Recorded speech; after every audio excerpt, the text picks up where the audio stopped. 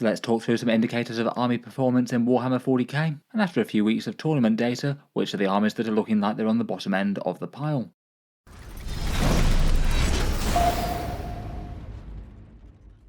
Hello and welcome back to Auspex Tactics, where today we're talking army strength once again, and in this video and a follow-up to the video on some of the strongest armies in the game at the moment, I thought we'd take a look at the ones that really don't seem to be having such a good time of it on the tabletop. Either the meta maybe not favouring them quite as much as some, or Games Workshop haven't balanced them very well right now. As the counterpoint for looking at some of the strongest factions in the game, for this one I thought we'd take a look through the armies that seem to be doing worse in terms of tournament win percentage. I know that statistic definitely isn't everything, but kind of a nice rough and ready metric for overall army power for the average hobbyist, and going through in that order, even if it does have its limitations. For a bit more context for top level play with certain armies, I thought it would be good to take a look at the percentage of people playing at grand tournaments, so the amount of people choosing to put the faction on the table, the number of grand tournaments that have been won by each army or going 5-0 or better at a different one, and another metric for high placings, so basically what the percentage chance of breaking into the top tables of a grand tournament is, and only losing one game maximum throughout a 5-game or more run. These stats come from the various places that track Warhammer 40k win rates out there. Perhaps the two most helpful for this one were Meta Monday and StatCheck 40k, though also Den of Fools I think is really good incorporating the Rogue Trader tournament data. Goonhammer has more casual data and a bunch of top lists, and Best Coast Pairings has some actual tournament winning lists to see exactly what's doing well. It's still maybe slightly early days since the last update, but having had the Las Vegas Open and Nottingham Super Major, there's quite a lot more data to go on than earlier. I would also stress that game balance is broadly really quite good right now. It was doing well before the balance update and still seems to be after. In general it tends to be player skill and army crafting that tends to actually win games, as opposed to one choice of faction or the other, though there's still certainly winners and losers out there, and I certainly feel like there's a couple on this list that could use a bit of a helping hand. Just to underline that once again though, win rates really aren't everything. Particularly with so many armies in Warhammer 40k, being in the top 10 weakest doesn't necessarily mean they're unplayable or even particularly lower than average. There's a lot of stuff in the mid tier right now, and even with lower win rates you can often have armies that are sort of high skill that's hard to use for the average player but can still win a lot of grand tournaments. I still think win rates are probably the best thing to go by though, given that they reflect the average player's experience rather than the very select few that are trying to top grand tournaments out there, which is a very different game to most people playing 40k, either in their own homes or in local tournaments. In any case, jumping into it, here's the honourable mentions for the sort of mid-tier on win rate. Here at the sort of 50% kind of bracket, we've got Grey Knights, Eldari and Tyranids, Dark Angels and World Eaters on 49%, and Space Wolves, Genestealer Cults and Orcs all on 48%. In general, there's a lot of armies that are clustered right at the sort of 50-50 point of Warhammer 40k, generally showing that they're pretty well balanced, and the average player is doing pretty well with these factions versus the field. Most of these seem to be doing merely okay in terms of top tournament percentage. Maybe Orcs have had a good couple of weeks over the first few weeks since the update and tournaments have been happening again. They've won a whole clutch of grand tournaments and had a few big 5-0 undefeated runs besides, definitely showing that a average win rate can still go with topping loads of tournaments at the highest level. Tactical Brigade seems to be doing well for the Greenskins. Just a tiny bit below those and still in the mid-tier really. First up we've got the Admech, which are 9th on this list, so far dropping just a couple of percentage points on the previous update, the 21st out of 27 most played armies in the game right now. No event wins so far. They're still not doing too terribly in breaking into the top tables. Around 40% of players lose just one game of less at grand tournaments, so that's 10th out of the 27 factions there, so maybe a bit more encouraging. The Admech in particular are kind of hindered by low data though. They're one of the lesser played factions at the best of times, and not really much above a bunch of other factions that are towards the lower end of 40k, so compared with most this win rate percentage is a bit less reliable. For the balance changes last time, they had their Castellan robots getting a touch cheaper, and perhaps more importantly they added the Halo Screed detachment to them. It does seem that Admech players have embraced the new fairly general purpose Tech Priest Takes Control detachment really quite wholeheartedly. It's just quite nice to have a detachment that really does support a bunch of different elements of the army as opposed to just certain amounts of them, and it seems that it's pushed Skitarii Hunter cohort into second place for play rate, even if both detachments are still performing well. In general, after a fair few balance passes, the majority of their roster is usable. The battle line units are needed for buffs and scoring. Taraxi are nice for secondary objectives. Infiltrators tend to be taken in multiples to screen things out. The Scatros is usable as a cheap lone operative for utility, which is cool. Iron Strider and Taser Dragoons do alright. The Scorpius Disintegrator is fairly punchy anti-tank, and perhaps the Breaches and Manipulus and even the Castellan robots both can be pretty interesting in Halo Screed with the combos that you can put on them. In general, they don't really seem like they're in the worst place, only very slightly lower than average on this metric, and that could be down to chance given how few players there are. They're perhaps a little bit harder to play as an army than some, and they do have the big challenge of actually collecting the expensive models to put on the tabletop to start with. They're not the most forgiving army for newer players. Next up, in 8th place, we have the Thousand Sons. At the moment, they're still on 47% win rate as well, and are another one of the armies on the lowest play rates around. 24th most popular out of 27. They're usually kind of niche, though it looks like the players who are turning up with them are having a tough time breaking into the top tables. Only 9% of players losing one game or less. Again, really not too much data here, so similarly unreliable with the Admech. For their balance changes, they really didn't get too many changes at all. They had a small Overwatch change and a tiny Predator buff, neither of which were really meaningful, and they gained the Hex Warp Thrall band, which it looks like in terms of the competitive community it's been entirely ignored. Looks like just one player's given it a go in a grand tournament over the past few weeks, everyone else sticking with Cult of Magic. In general, their lists haven't really changed too much as a result. Magnus as the centrepiece, then usually multiple sorcerers, arrowmen and infernal masters to back them up, usually leading small warp flame rubric squads, a Muthlith or two to do some support and some long-range doom bolts, and then a collection of Thousand Sons chaff, most commonly cultists or enlightened, to screen out and score points. True to their nature, they do feel like they may be a bit more of a cerebral army to play with, expensive units needing to make big decisions right, and some very powerful options in terms of their Kabbalistic rituals, but really having to choose the right ones. Magnus himself is a big all-or-nothing model as well, potentially very powerful when used right, but if he gets slain too early or doesn't make enough of an impact, then he also could be a big liability too. Again, like the Admech though, they're not really looking outright weak here, just maybe a tiny bit lower mid-tier so far. Before we move on, I'll just give a quick shout out to today's video sponsor in Tabletop Stronghold. They're one of the many makers of magnetic carry cases to transport your models from A to B in safety, the idea being that you put magnets on the bases of them and then they don't slide around when in transit on some brushed steel sheets here. You can of course make your own magnetic cases, though I feel like there's room in the market for something truly custom made. They've currently got a winter sale on with 25% off, the deal's remaining active until early February. For their particular style of cases, they're made of fairly sturdy MDF, kind of notably hard wearing, and then they have the brushed steel sheets that slot into different levels within them, meaning that you can set them up at different heights to store different sizes of model. On the front of the case they have a clear acrylic sheet, which means that you can see the models while they're being transported, which I think is quite nice compared with some transport systems out there. It's nice to have the models both on display and in transport at the same time. Generally speaking, I've heard a lot of good things about them, and they've tended to have good customer service to resolve problems when they've cropped up. They're made by a guy called Sam in Virginia in the USA, and can post around the world. In any case, feel free to check them out, links down in the video description if you'd like to, and I'll cycle back to talk through their range a little at the end of the video for those who are interested. Moving on, and in 7th place, and also basically mid-tier really, are the Chaos Knights, 47% win rates for them so far, a tiny minus 2% from pre-update, and again one of the slightly lesser played factions out there at 19th most popular of 27, not doing well at breaking into the top tables with an 8% success rate there, which is one of the bottom 3 in the game currently, and they have had just the one undefeated run with 5-0 or an event win. Maybe not the best stats in the world, but they're still not really too far behind the curve. People have been having some okay success with them prior to the big update, and it's not really like massive things have changed for them. In general, they got a few buffs in the balance update, small points drops for the Stalker, Huntsman and Executioner for those who want to use them, a boosted army rule and some enhancement swaps around, plus the Iconoclast Fiefdom detachment, which a few people have taken to tournaments, though it seems that the vast majority are still playing Traitorous Lance, which does still seem to have been performing better. I did feel like the Fiefdom one was fun, but maybe didn't have quite as much raw power, particularly losing things like Diabolic Bulwark. In general, and unfortunately, it still seems to be very much War Dog spam on the menu. Mainly Carnivores and Brigands make up almost every single competitive list, usually with a Stalker to lead. I've seen a few more people taking the Melter close combat ones, either Stalkers or Huntsmen. It still mainly seems to be the same thing. Added to that, the next most common thing I think is like Demons, particularly the Nurgle aligned ones seem to be in good numbers. Nurglings to screen the midboard, Plague Bearers to sticky objectives, Beasts spawn usually durable, small action and secondary units, and occasionally bigger ones like Rottagers. After repeated points drops, it's not that the big knights aren't usable. I think most of them aren't really too far behind the curve, at least for more casual games, but they still don't really seem to be quite optimal versus the mass War Dog spam. In general, it feels like a good half of lists are still running nothing but War Dogs, and the ones that run a big knight tend to be just one. I still wouldn't be too surprised if with a bit more data the Chaos Knights don't rise up a bit more from here. They did manage to get some top tournament placings last time round. There still doesn't really seem to be the best start for them, and not many people are putting them on the tabletop compared with sometimes in their play rates.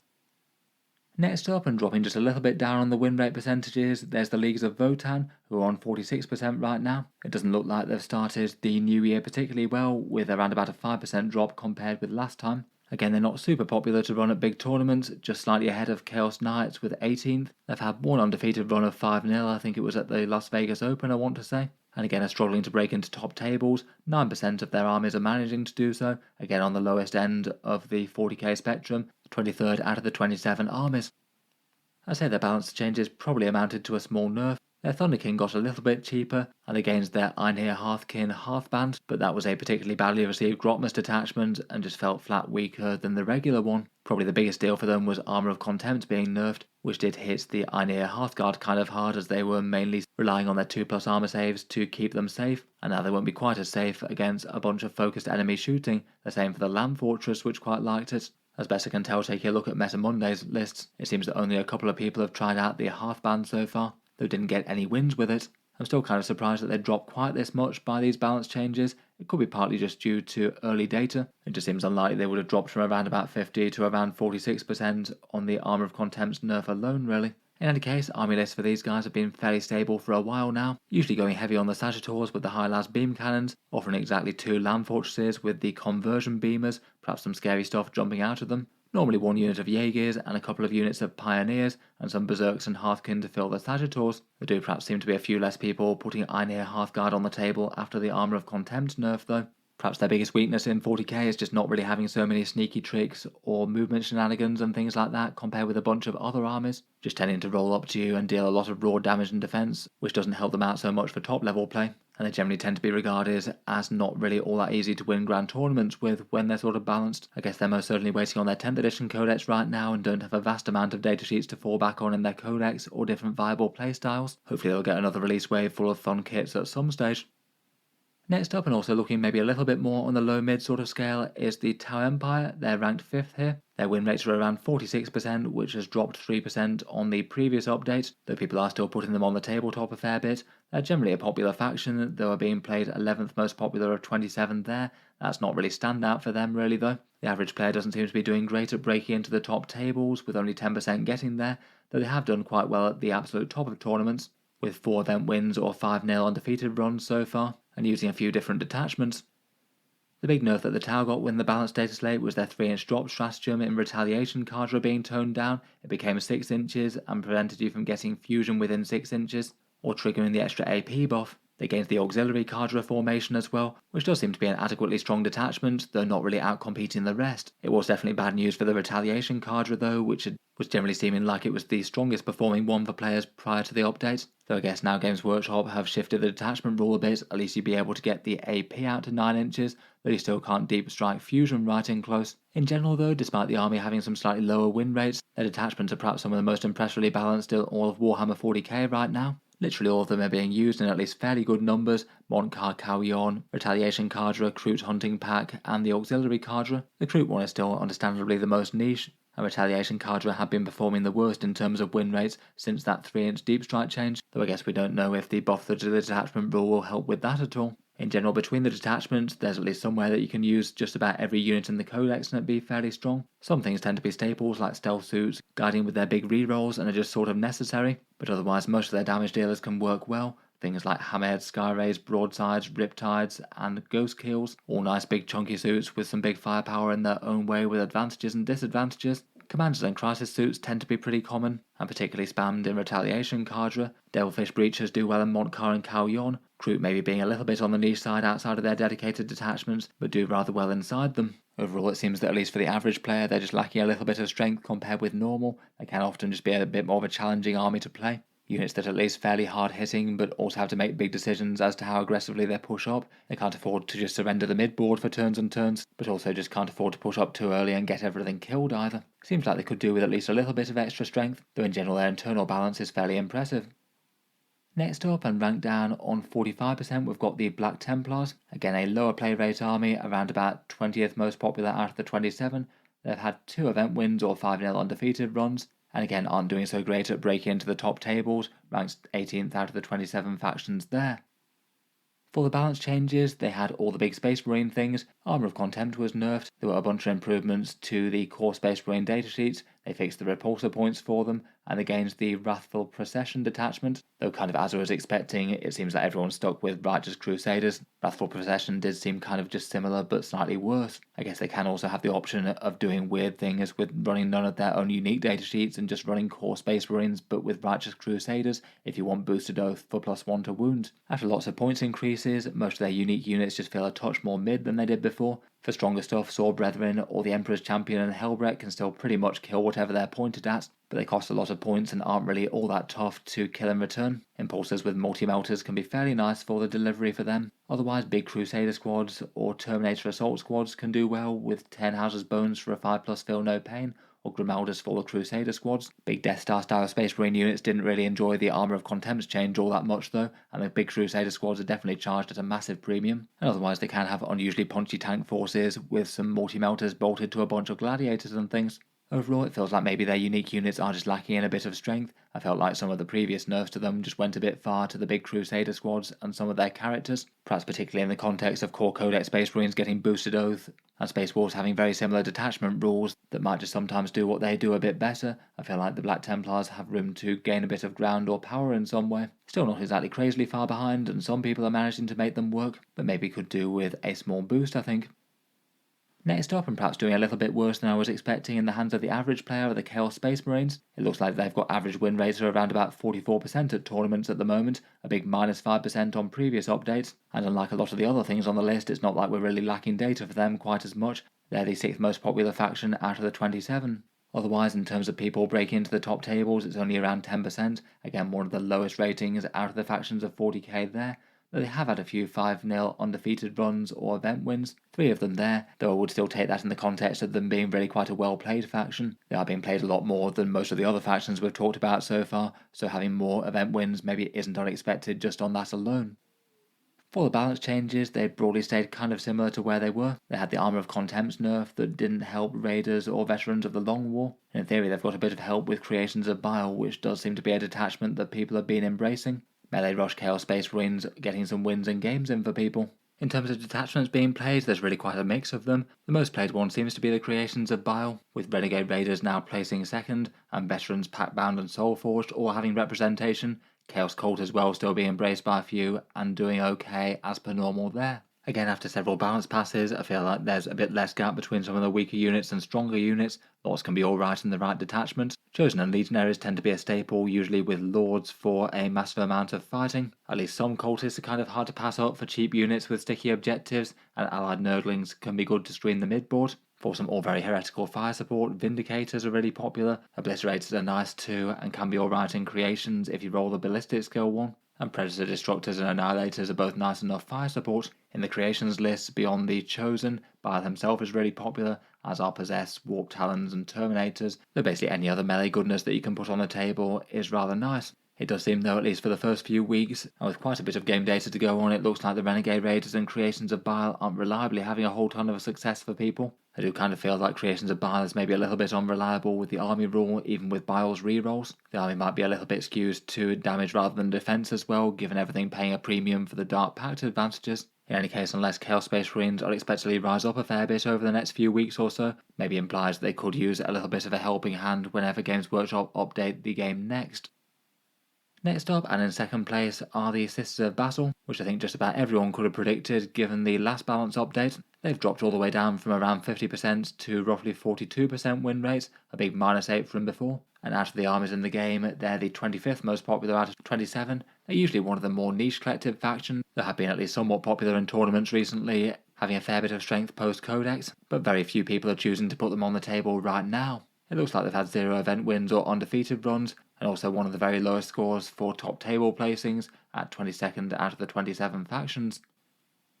Basically, at least from the data so far, it does look like things are as bad as it looked from the balance update. For some reason, Games Workshop decided to nerf them from every single angle, despite on the face of it looking like they were at least fairly well balanced previously. The Castigator and the Exorcist went up, the Armour of Contempt nerf hit the Bringers of Flame a little bit, which was also nerfed in basically 4 other ways beyond that between detachment rule and other stratagems. The amount of miracle dice that you got broadly got cut in half, and the Triumph of St. Catherine no longer generates them, just improves one of them, though it still stayed the same massive 250 points cost. The Champions of Faith detachment might not be unusable if you had loads of miracle dice to throw at it, but given that you don't, it's just really not good, and the tiny improvement to the Penitent Host wasn't exactly making up for all that. Again, as predicted, people do seem to have pivoted towards the Hallowed Martyrs. Around half of people are playing that of the limited player base, with around 40 to 50% experimenting with one of the rest. In general, it feels like from those numbers they need a bit of help. For stronger units currently, the Paragon suits and More Than Val are still hugely dangerous if they can get into their targets. Battle Sister squads feel maybe a bit more standout, given that some of the competition's been nerfed. They're nice with immolators to split them and doing faith and sticky objective things. Castigators, despite the big points increase, are still broadly worth it at 170 points, and Paladins, Canonesses and Val can all make good use of the character things from the Hallowed Martyrs,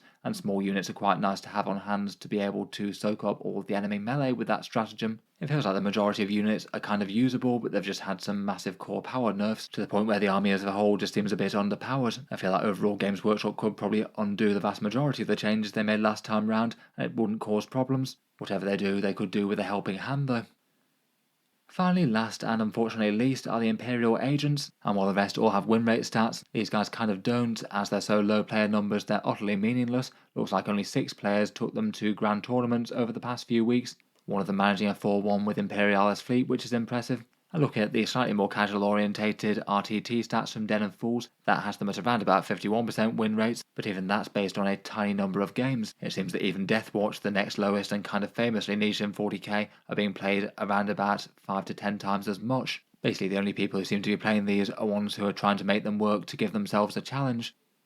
For their balance changes, they didn't really get anything much despite being in this situation before. Allied Vindicators went down, Allied Armigers cost a little bit less, which does help them out a bit I suppose. The Collector Assassin was nerfed on the deep strike front to come in at 6 inches, and the Assassin detachment is generally considered one of the weakest out of the whole Grotzmans update, arguably making the Assassins worse due to costing so many more points for them. In competitive play, it tends to be the Imperialis fleet one, the one that's the go-to, given that it's got a damage rule and some nice mobility board control style tricks. It's just it doesn't really have the datasheets to make it work, and nothing really does particularly good damage against monsters and vehicles outside of allies. Those kind of lists tend to go heavy on the Voidfarers type stuff, maybe some rogue traders infiltrating into the midboard. Draxus is quite a nice datasheet with her shielding things from sight. Assassins are quite nice being able to swap between them here, and if you actually want to deal some damage in Codex, it's either Deathwatch Veterans or Grey Knights, though neither of those are enormously standout for that kind of role. Some Allied Knights wouldn't be a bad idea to take down monsters and vehicles, though they're less efficient than in the Knights Codex. Overall, at the moment, it's still not really clear whether or not Games Workshop are intending these guys to be a competitive army in the traditional sense, or just a rule set to say that you can use these if you want to. At the moment, and given Games Workshop not helping them in the last update, it kind of feels like they're not getting any support. I guess if we see yet another balance update and they get nothing, then that might be kind of confirming it. Feels like maybe the very least that they could do to nudge them in the right direction would be to give them some sort of faction rule. At the moment they only get the ones for allying them to other armies, so don't really get a faction rule if you're playing them in their own right. Maybe something to hand out a few lethal hits in one way or another might not go amiss, given that they have so much issues with taking down monsters or vehicles. Even with the woes that the Sisters have, just through the sheer vote of no confidence, these guys have to win weakest army in Warhammer 40k.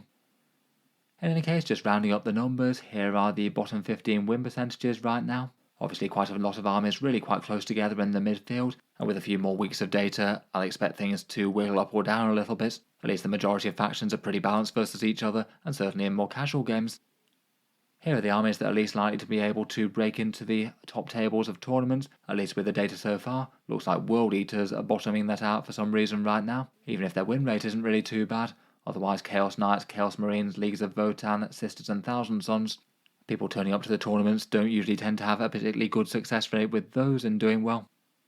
Here's the number of 5-0 undefeated runs or outright tournament wins. Quite a lot of factions on 0 or 1 just due to how many events there have been so far. This one's definitely got a super high random factor, maybe a bit more helpful for showing the armies that are clearly winning things as opposed to the ones that aren't so much. And here's the armies that are being taken fewer times to grand tournaments, lowest 15 in terms of play rate, Imperial Agents at the very bottom, then Deathwatch, Sisters, Thousand Sons, Space Wolves, Drukhari and Adeptus Mechanicus after that. I wouldn't be too surprised if Deathwatch go up in terms of play rate after someone won the LVO with them.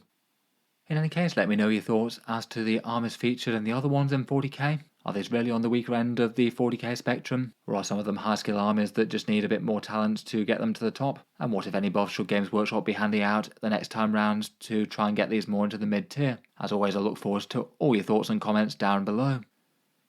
Finally, that's the end of the video, but for those interested, I'll just cycle back to Tabletop Stronghold in the video sponsor. As mentioned earlier, one option for some easy to store and transport magnetic carry cases, all made out of sturdy MDF and steel trays.